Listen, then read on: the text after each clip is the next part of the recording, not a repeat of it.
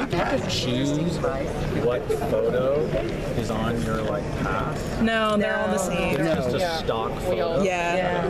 The different badges have different. They're mailed to us. And then, but it says Walking Dead, so it's a promotional image for Walking Dead. Oh, it's a commercial on your chest. Yeah. It has been The Walking Dead for 8 years. Yeah. Forever. Oh, they bought out the badge. Yeah. And every badge has a different person on it for the different days and different things like that. Wow. That is wisdom. I'm going to mail you guys a picture of my face for next year, but it's going to still say Walking Dead. And I'm going to see if anyone notices. I think they would. They actually wouldn't. If it still says press or something underneath it, they'll just be like, oh, he was in it? Great.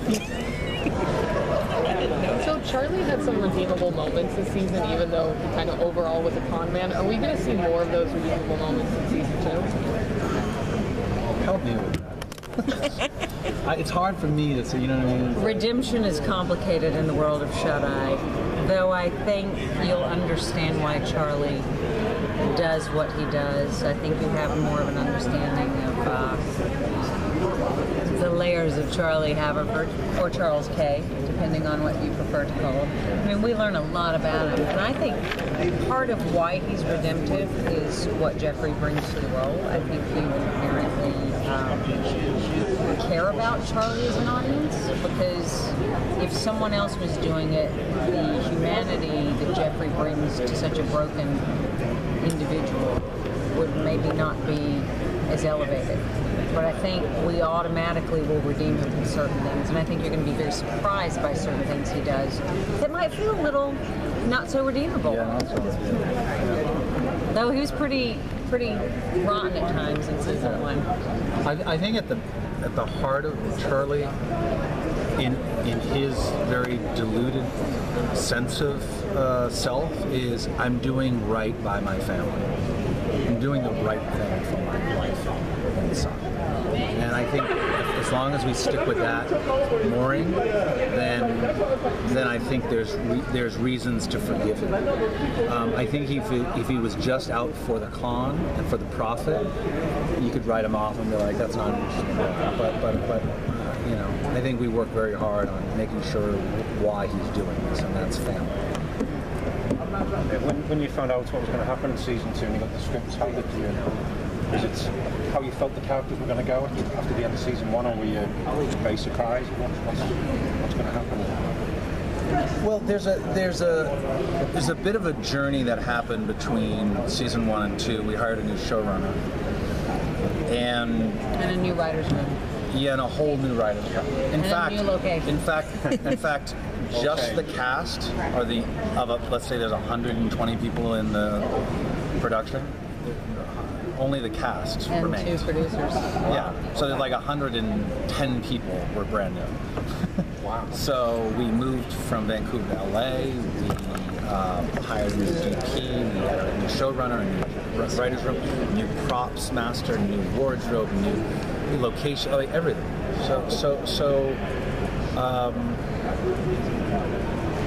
I was very fortunate to be able to sit down with John Shiver very early on and discuss with him what worked, what didn't work from last year, what I personally felt should be the journey of our show, what he felt was the journey of our show, and we, I think 98% of the time came to the same conclusion. And then that little 2% is the fun part, which is just a surprise on both our ends. Whereas he'll write something and I'll go, oh, I didn't see that, that's cool. And I'll do something in a take and he'll go, I didn't actually intend that, but I like that. So that's kind of like the fun and the creative part of our process. Yeah, and he was wonderful because he sat down with all of the actors and would bring you into the writer's room and show you what the ideas were, and some of them shifted because he started writing to what he was responding to from daily. And really just, we had such an opportunity because there was always a writer on set making themselves available to whatever our input was, and still coming in with wonderful dynamic ideas that were woven out of those meetings. and were also woven out of just how the show was evolving with all this new input. And it was the same. You would have a camera operator who you grow to love and trust, and he was invested in the execution of your character, especially because in television you typically have different directors for every episode, and they become the keepers of this world in a very specific way. The entire crew does. You have a support unit around you, and because we've been with these characters longer than any of them, their relationship to us as the keepers of them first was very reverent and also very respectful. So it was great to have that sort of creative family in such a very explosive way with this particular outfit that we now have. And I would do it with these people for years on end. I love every minute of it. It sounds quite different from the TV shows. It sounds like it's just bringing everybody together with a big family. You know, I'm sure a lot of actors come through here and say, "Oh, the best cast I've ever worked with. This is the most collaborative."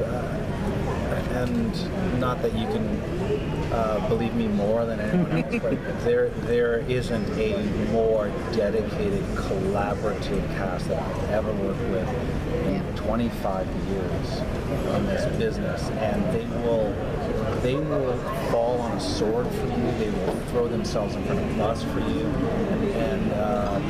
and we did, because there was a tumultuous shakeup towards the latter half of our first season creatively, and you would think that actors would just kind of disband and just be like, me, where's the life preserver? I'm grabbing it, fuck all of you. And we actually were like, everyone, the life preserver's over here. It's right here. And we're all holding on. It's like, and then we were helping each other out and talking about, like, you deserve a better ending than that. You know, you need to have a nice speech about this. You know, like we all thought about each other rather than ourselves. And that will continue, I think, as long as we do. Yeah. That's just who these people are. And not that this is ageist anyway, but we're all mature actors, and we're not all 24-year-olds, getting our first show. Though she's 22, everyone else is over 40, and we all took this job because we wanted to do this, not because we needed a job. Right. And that's a big difference when people are there by choice, not by necessity. And the people that came in to work with us that we've discussed that were from the other outfit, the other 120 people, they really understood how they could benefit from the experience of working with us, and we could benefit from the experience of working with them. And they were equally passionate to explore this world in a much more articulated, much more, frankly, honest way. Because the minute you put the show in Los Angeles, when you watch the first episode, you can look at the quality of air that is so specific to LA because it is thick air, there's a real palm tree, and it really affects that aspect of character, which I've always felt. When I read the pilot originally for the first season, it felt like such a dynamic presentation of Los Angeles that we all respond to when we pass a psychic shop. But now that it is really located there, especially in the Deep Valley, you feel it. Those neighborhoods are so authentic. The people, the fact that I remember seeing the first episode and being so happy to see Subway in the background, because that's what you see when you're in LA. And you can't fake it till you make it with that. Like, you're there. And, again, it is a bit of a love fest, but to have Marshall Adams come on as the DP, who I think is exquisite with what he does. And you see these scenes and you see the look of them, and you realize that the world and the tone is also told through the image in such a very specific way that is really fun to watch, because that man puts so much into it. And they're all doing that kind of Thank you guys. Thank you. Thanks. Thanks, everybody.